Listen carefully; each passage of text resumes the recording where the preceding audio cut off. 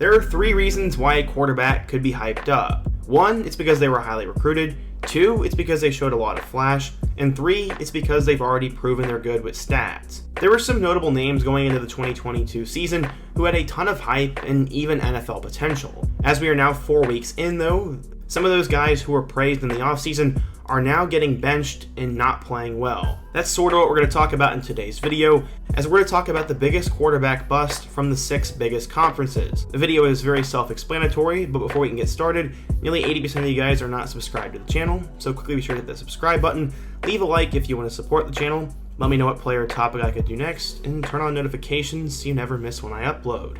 Now, let's get started. We're going to start with the smallest conference in the American. I'm obviously only doing the Power 6, and the guy that had all the hype in the world going into this year was Gerry Bohanon. Coming out of high school, Bohanon was very highly regarded. He was the #1 player in the state of Arkansas and the 10th best dual-threat quarterback in the class of 2018. He was a 4-star recruit with a lot of hype, and he decided he was going to go to Baylor. For the first few years while he was there, Charlie Brewer was the quarterback, but after winning the battle in 2021, he led Baylor to a spectacular season. He threw for 2,200 yards with 18 touchdowns and 7 interceptions. He also had 9 rushing touchdowns, and Baylor was one of the breakout teams in college football. Bohanon was good, but as we saw when he got hurt, Blake Shapen was better fit for the system, so as the two battled it out in the offseason, Dave Aranda told Bohanon ahead of time that he was going to go with Shapen, and this gave time for Bohanon to find a new school.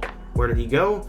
Well, he was down to Missouri and USF, and he chose the Bulls. He was named the starter pretty quickly for Jeff Scott, but this season has not gone as planned for Bohanon. After being one of the top projected quarterbacks in the conference, Bohanon's only thrown for 569 yards without a touchdown. To make matters worse, he's thrown 6 interceptions. His lone bright spot was a game against Florida in which he had over 200 yards passing and had a rushing touchdown, but besides that, he's been awful. In 4 games, he's barely averaging over 100 yards a game, has not thrown a passing touchdown, and USF looks to be in a very bad spot. Bohanon, unfortunately, has been very disappointing. The Big 12 was by far the toughest conference to pick. The guys who were projected to be at the top of the conference have played well, and the guys who were projected to be at the bottom of the conference have played better than expected. Martinez has not been great through the air. He's been great on the ground, and he just led them to a win over Oklahoma, so it's impossible to pick him. That's why I'm just going to decide to go with Texas as a whole, and Card hasn't been great either. So far, the 2 quarterbacks have combined for 979 yards with 5 touchdowns and 2 interceptions. Texas's best game of the season was against Alabama, in which they lost, and while both have had their moments, overall the Texas quarterback room has been pretty disappointing compared to the weapons they have. Overall, there's not much more to say here, as the Big 12 has been incredibly impressive when it comes to quarterback play, and I hope Ewers comes back from injury soon. As we now move over to the Big 10, Peyton Thorne is by far the most disappointing quarterback in the conference. Guys like Graham Mertz and Spencer Petras have not been great, but they were never given a lot of hype to begin with. The same can be said for Ryan Helinski. Tommy DeVito has outperformed expectations, and the runner-ups are probably Casey Thompson and Gavin Wimsatt. But as I said, the award is going to go to Peyton Thorne. Michigan State had a breakout 2021 season under second-year head coach Mel Tucker, and with guys like Kenneth Walker, Jaden Reed, and Jalen Naylor, Thorne was the commander of Sparty's offense, which looked really good last year. Thorne wasn't a superstar, but he was still very good. Going into this year, he would return Jaden Reed and a plethora of other weapons, but Thorne has been horrible. Yes, Michigan State won 2 easy games, but in both games against Power 5 teams, Thorne and the Spartans have been awful. They got blown out on the road against Washington, and they just got humiliated at home by Minnesota. Through these 4 games, Thorne has thrown for 900 yards with 7 touchdowns and 6 interceptions. While he has completed 65% of his passes, he's been making poor decisions, and when he needs to put the team on his back, he has been pretty bad. I have heard through the rumor mill that Thorne is hurt though, so if that's the case, I do give him a little bit of slack, but also Mel Tucker should know better and put someone else out there. Noah Kim is not a terrible backup, and they have a highly regarded freshman by the name of Catton Hauser, so maybe a quarterback switch would be best. Either way though, Michigan State's season is quickly falling apart, and if Thorne doesn't get it together soon, Sparty could be on pace to finish at the bottom of the Big 10 East.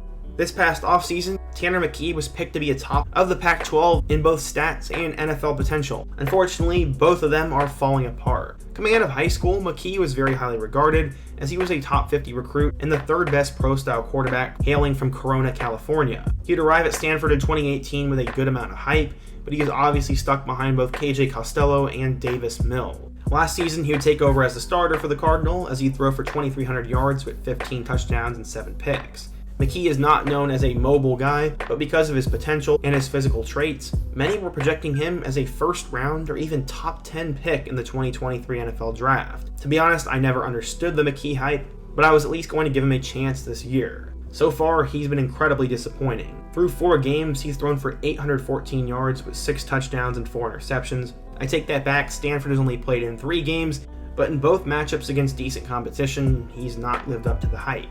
Against USC, he had 2 turnovers, and against Washington, he did have 3 touchdowns but a costly interception, and that game was not really close. While McKee still has time to change the narrative around his name, he's got to start playing better quickly, or else Stanford and his draft stock are going to tank badly. McKee has been disappointing. Now, as we move over to the SEC, we have to talk about Haynes King. Yes, Brady Cook has been horrendous for Mizzou, but no one has been as disappointing or as bad as Haynes King. King arrived at Texas A&M with a ton of hype to his name, as he was one of the top quarterbacks in the class of 2020, and many believed he was going to be the savior of the program. After getting hurt in Week 2 against Colorado last year, he beat out Max Johnson for the starting job in 2022. Expectations were super high for him, but in their Week 1 game against Sam Houston State, he wasn't very good. He had 2 interceptions, made bad decisions, and just didn't look comfortable in the offense. They give him another chance in Week 2 against Appalachian State, but after not even throwing for 100 yards or a score, the Aggies looked dead in the water and had one of the most embarrassing losses in school history at home to the Mountaineers. Because of that, Jimbo Fisher and the fan base decided it was time for a quarterback switch, and Max Johnson took over, where he's now led them to wins over Miami and Arkansas. Haynes King time in a maroon uniform is pretty much done, and compared to all the hype we've heard about him over the last 2 years, he's been very disappointing. I do think if he transferred and got a new start, he could be good again, but for now, he's the most disappointing quarterback in the SEC. The ACC is very interesting. There are definitely a couple quarterbacks who've been extremely disappointing, but for me it came down to Phil Dracovic and Tyler Van Dyke. Both of them had NFL potential and are right now sitting on the bench. But because Miami started the season ranked and he was a little bit higher on draft boards,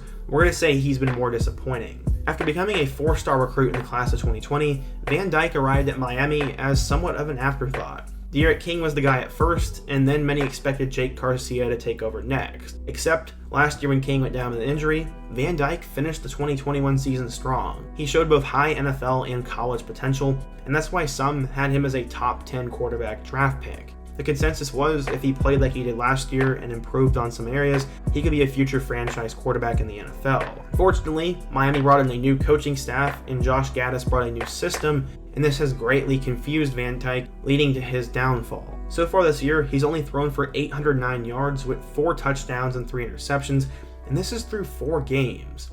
He's looked very confused, hasn't been able to score points, and his completion percentage isn't great, and more importantly, he's lost them games. Yes, the Miami receiving core has been horrendous, but Van Dyke couldn't get the job done early on, couldn't beat Texas A&M, and then more importantly, played his worst football against Middle Tennessee. He had 2 early interceptions, one of which was a pick 6, and he was playing so bad against the Blue Raiders, Cristobal decided to bench him midway through the game in favor of Jake Garcia. Garcia looked a lot better than Van Dyke, and there's a good chance he might be the starter moving forwards. Van Dyke had 4 games to prove himself, and so far he has just not been any good. His top 10 draft pick hype is all but gone, and for all we know, he could be in the transfer portal next week. This goes to show you that preseason rankings and mock drafts don't really mean that much, and Van Dyke is just a classic case of a guy who was ranked highly based on potential and not actual on-field stats. But let's see what happens. So yeah, in today's video, we took a look at the most disappointing quarterback from the top 6 conferences, went through who they were, why they were benched, and what I think of them in the future. But what do you think? In your opinion, did I get anything right or wrong? Who is the most disappointing player from your team this season? And what topic, player, coach, situation, or video should I do next? Be sure to let me know down below. Leave a like if you want to support the channel, subscribe if you're new, and check out all my other videos on the end screen. Hope to see you guys again soon, but until next time, peace.